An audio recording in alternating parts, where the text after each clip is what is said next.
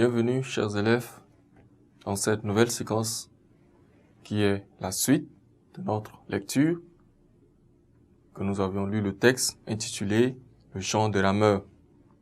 Dans cette séquence, nous tenterons d'expliquer certains mots que nous avions eu à rencontrer pendant notre lecture, qui nous semblent étranges, qui nous semblent incompréhensifs. Dans cette séquence, nous avions relevé, pendant la lecture, quelques mots qui nous paraissent un peu incompréhensifs, que nous allons les expliquer ou bien dire ce que ces mots signifient. Le premier mot que nous avons relevé dans notre texte, c'est le mot « âpre ». Âpre, qu'est-ce que cela signifie? Âpre, il faut dire simplement que c'est être désagréable ou bien quelque chose de désagréable au goût dur ou pénible. Désagréable au goût dur, pénible. Jacassant. Jacassant, qu'est-ce que cela veut dire? Jacassant voudrait simplement dire ce qui est bruyant. Les rides de l'eau. Les rides de l'eau.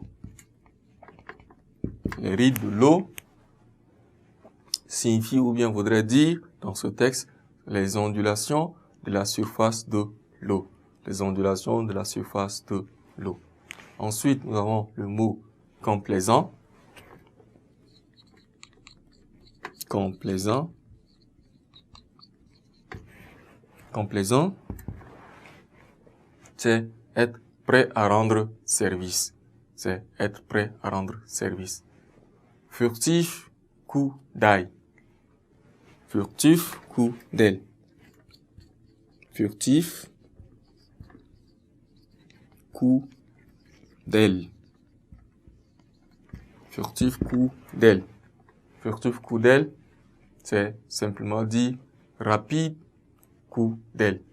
Des coups d'aile rapides. Ciel indigo. Ciel indigo.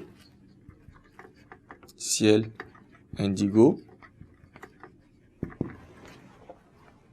C'est un ciel bleu foncé.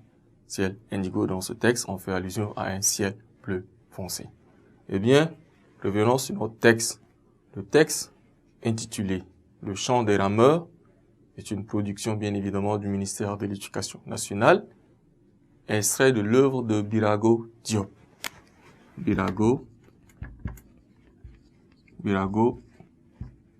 Diop. Birago Diop, de l'œuvre L'heure et lueur. L'heure